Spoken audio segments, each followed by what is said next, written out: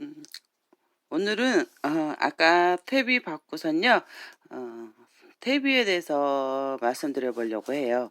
제가 요즘 이제 퇴비에 대해서 아, 공부를 하다 보니까 퇴비가 제가 조금은 퇴비에 대한 어떤 좀 잘못 알고 있었던 부분들이 있습니다. 영양적인 측면으로만 바라봤었는데요. 그래서 저희는 뭐 나 탭이 많이 넣었어. 그래서 뭐 필요 안 줘도 될 것 같아. 보통 그런 생각들을 하고 또 그런 말들을 하잖아요. 그래서 저도 올 봄까지만 해도 탭이라는 거는 음, 그냥 영양적인 측면만 생각하고 있었거든요. 그래서 탭이 듬뿍 주면 뭐 미생물들이 분화해서 미생물들이 그 탭이 속에 있는 유기물들을 먹고 싼 똥이라고 말씀드릴게요. 분비물들이 작물이 흡수할 수 있는 양분이다. 그렇게 알고 있었습니다. 그리고 제가 봄에 어, 과연 그 많은 퇴비를 고추들이 다 먹었을까요? 라는 영상을 찍은 적이 있습니다. 그때 이제 많은 댓글들을 보내주셨는데요. 그 중에서 이제 정답이 하나 있었더라고요. 지금 보니까 이게 정답이었구나라고 생각이 듭니다. 달팽이님이 보내주신 댓글 중에 퇴비는 토양을 병질시키는 병질이란 단어를 제가 잘 모르겠는데요. 결국은 이제 개량이라는 표현이겠죠. 그래서 토양을 개량시키는 것 역할이지 고추가 먹고 마시는 건 아니다. 그렇게 이제 답글을 주셨었는데 그때는 그 부분에 대해서 제대로 잘 몰랐습니다. 그냥 흘렸었는데 요즘 공부를 하다 보니까 이게 정답이었구나라는 생각이 들더라고요. 그러니까 우리가 토양 개량이라는 말은 참 많이 들어보셨죠? 토양 개량을 해야 된다. 그래서 뭐 석회도 넣기도 하고요. 근데 저는 이제 밭에 석회를 한 번도 넣어줘 본 적은 없어요. 또 뭐 퇴비도 많이 넣지 않았었고요. 근데 퇴비를 많이 넣는다는 거는 저희가 이제 매년마다 퇴비를 넣어주죠. 퇴비를 많이 넣는 건 이제 토양 개량에 중점을 둔다라고 보시면 좋을 것 같아요. 그래서 이게 이런 역할이었구나. 저희가 이제 퇴비를 계속 넣어주면 이제 좋은 퇴비를 넣었다는 가정하에 그러면 이제 여러 가지 풍부한 유기물과 함께 축분과 함께 이제 플러스 유기물들이 들어가겠죠. 여기는 이제 동물성 유기물도 있을 테고 식물성 유기물도 있을 테고요. 그래서 유기물이라는 거는 어렵게 접근하기보다는 그냥 간단하게 생명체가 있었던 것들에 대해서 유기물이라고 아시면 될 것 같아요. 이제 농사라는 게 공부를 하다 보면은 깊게 들어가면은 참 복잡하고 어렵더라고요. 그래서 저는 큰 원리와 흐름만 이해하고 그렇게 공부를 해 나갑니다.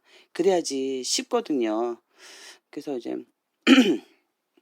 그렇게 봤을 때 유기물 들어가면 이제 요게 이제 미생물들이 분해를 하죠. 분해를 해서 이제 고온 발열 퇴비, 그러니까 뭐 70도까지 이제 올라가게 한 퇴비가 좋은 퇴비다. 그럼으로써 거기에 있는 뭐 병원균들이나 뭐 또 뭐 이제 잡초의 씨앗이라든지 또 이제 균충 알들이 다 이제 사멸을 하고 좋은 성분만 남는다 해서 부숙이라는 표현을 쓰잖아요. 잘 부숙된 퇴비를 써라. 그러면은 잘 부숙된 퇴비는 냄새도 향긋하다기보다는 흙 냄새가 나고요. 그런 퇴비를 토양 속에 계속 넣어줬을 때 우리가 이제 경운을 하면 흙들이 아주 고운 상태로 이렇게 아주 곱게 갈잖아요. 그러면 요런 상태에서는 통기성, 또 뭐 보수력, 뭐 보비력, 배수, 이런 것들이 이제 물리성이잖아요. 근데 요런 상태가 됐을 때는 흙이 요런 구조일 때는 이게 힘들다고 합니다, 이 물리성이. 그래서 또 무경운을 하는 거고요. 무경운의 장점이 토양이 안정화되면서 거기서 이제 이 미생물들로 인해서 토양이 이제 떼알 구조가 된다고 이제 자료에 나와 있고요. 그래서 제가 떼알 구조에 대해서 또 많이 말씀드렸었죠. 그러니까 요렇게 흙들이 미생물의 분비물하고 또 토양 속에 있는 뭐 곤충, 생물체들이죠. 큰 곤충은 또 작은 곤충을 잡아먹고 또 그렇게 이제 먹이 사슬이 이어지면서 뭐 지렁이도 있을 수 있고요. 여러 가지 생물체들이 있는데 얘네들도 또 분비물이 있습니다. 이제 싼 똥이죠. 이렇게 이제 미생물이 싼 똥과 이렇게 이제 곤충들이 싼 똥들로 인해서 요 흙들이 이렇게 점액질 성분이 나온다고 해요. 그래서 흙들이 이렇게 동글동글하게 이제 뭉쳐지는 거죠. 그래서 요거 이제 떼알 구조라고 많이 들어보셨죠? 이렇게 되면 요 흙 안에는 이제 요 흙들이 이렇게 점액질로 인해서 이렇게 뭉쳐서 또 여기 이렇게 뭉쳐 있고요. 그러면은 이 안에서 그리고 또 이렇게 테두리를 둘릴 수 있는 또 요게 있다고 합니다. 그러면은 요 안에는 수분도 가두고요. 양분도 가두고 그리고 요 공극으로 인해서 요 공간이 커지겠죠. 요렇게 점들로 흙이 알알이 흩어진 요 흙들이 요런 상태로 있을 때보단 여기다 만약에 수분을 준다면 얘네들은 쫙 붙어버리겠죠. 그래서 제가 봄에 이제 물 주는 순서 할 때도 그러면 거의 코팅된 것처럼 흙이 된다. 그게 이젠 요런 흙일 경우거든요. 근데 요런 상태일 때는 물을 줘도 요 사이로 물은 싹 빠지고 그래서 배수가 이젠 좋은 거죠. 그러면서 여기다가는 물을 머금고 또 뭐 저 같은 경우 액비를 주고 또 비료 주시는 분들은 비료를 줬을 때 여기다 머금고 있으면서 작물이 필요할 때 공급을 해주고요. 또 수분도 공급을 해주고 해서 가뭄을 덜 타고 그런다고 합니다. 이런 게 결국은 땅심이거든요. 그래서 저희가 땅심을 좋게 하기 위해선 유기물이 풍부한 좋은 퇴비를 계속 넣어주는 게 땅심을 올리는 데는 좋은 자재라고 합니다. 그래서 퇴비를 영양적인 측면, 물론 영양적인 측면도 있지만 큰 흐름을 봤을 때, 큰 그림을 봤을 때 이거는 뭐 하루아침에 되는 건 아니죠. 1년, 2년, 3년. 그래서 그렇게 긴 시간을 두시면서 이렇게 땅심을 올리는 작업을 하기 위해선 초생 재배도 굉장히 중요하고요. 초생 재배를 함으로써 풀뿌리들이 또 깊이 내려가고 이런 것들은 이제 자담 교육 내용에 다 있습니다. 그래서 이제 초생 재배도 하고 또 좋은 퇴비를 넣어서 유기물이 풍부한 그런 토양을 만드는 거죠. 이렇게 떼알 구조가 되게끔 변화하게끔 만들어주는 게 퇴비의 역할이라고 합니다. 그래서 퇴비라는 게 이게 뭐 1년 가을에 가령 가을에 뿌리면 뭐 봄이 되면 다 사라지는 게 아니고요. 1년, 2년, 3년, 5년 그렇게 간다고 하는데요.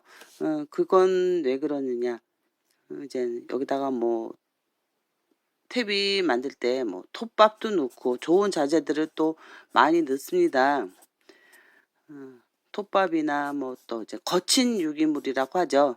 그런 것들은 분해가 되는데 오래 걸리잖아요. 그러면은 토양에 이만큼을 넣어줬으면 요것들이 이제 미생물들이 분해하고 그러면서 결국은 또 이제 분해하고 남은 그 부식이죠. 부식질이 남잖아요. 그러면은 이제 그 밭에서 그런 것들 보시죠. 풀이나 이제 나무들이 하얀 균사가 피면서 수분이 있을 때 그런 것들이 이제 삭으면서 거의 흙과 같은 상태로 만들어지잖아요. 그러면 걔네들은 흙하고는 무기질하고는 다른 거죠. 그러면서 이젠 산속에 가시면 이렇게 포근포근한 느낌 드시잖아요. 그거는 그 부식질이 그만큼 음 많기 때문에 흙이 그렇게 포근포근하는 거거든요. 그래서 토양 속에 이 퇴비를 계속 지속적으로 넣으면 부식질이 이제 많이 생긴다는 거죠, 토양 속에. 그러면서 이렇게 때알 구조가 되면서 작물이 심겨졌을 때 뭐 뿌리도 쫙쫙 뻗게 되는 거고요. 그만큼 토양이 부드럽고 이제 공간들이 있기 때문에 그런 식으로 이제 토양을 땅심을 올리는 거는 퇴비의 역할이 굉장히 크다고 합니다.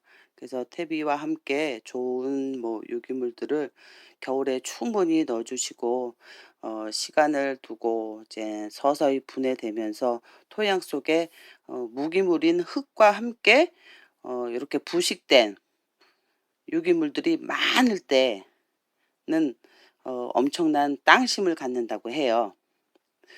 그래서 어 퇴비를 이제 영양적인 측면에서 뭐 퇴비는 작물이 빨아먹을 수 있는 그런 미생물이 분해한 싼 똥을 먹고 퇴비가 그런 역할만 하는 게 아니라 아주 길게 보고 큰 그림을 봤을 때 땅심을 올려주는 좋은 자재다, 퇴비는.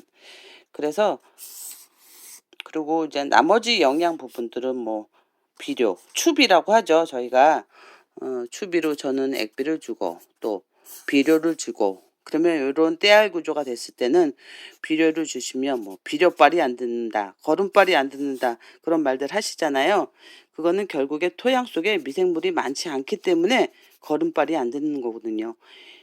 얘네들이 분해를 해주고 양분으로 만들어줘야 되는데 미생물들 수가 적기 때문에 걔네들은 그냥 토양 속에서 그대로 그 상태로 있기 때문입니다. 그래서 건강한 토양을 만든다는 거, 땅심을 만든다는 건 좋은 퇴비와 함께 또 유기물들도 많이 넣어주셔서 미생물들이 살 수 있는 환경을 만들어주고 미생물들이 많이 활성화돼서 왕성하게 어, 활동을 할 수 있는 토양을 만들어줘야지 땅심이 높아지는 겁니다. 그래서 제가 요즘 이제 뭐 자단 교육은 오래 봐서 진짜 몇백 번씩 본 것 같아요. 그래서 다른 또 어떤 지식의 목마름 그런 게 있었는데 요즘 전라북도 농업기술원에서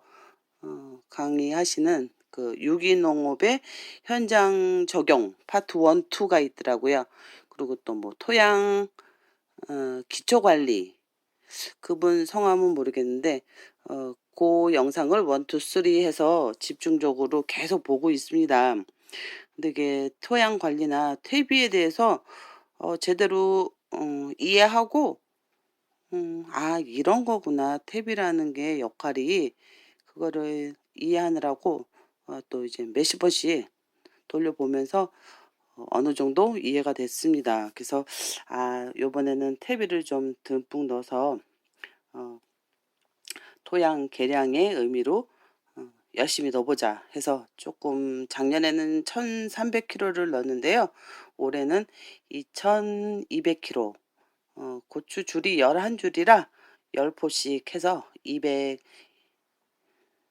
120포죠. 120포를 110포인가요? 110포.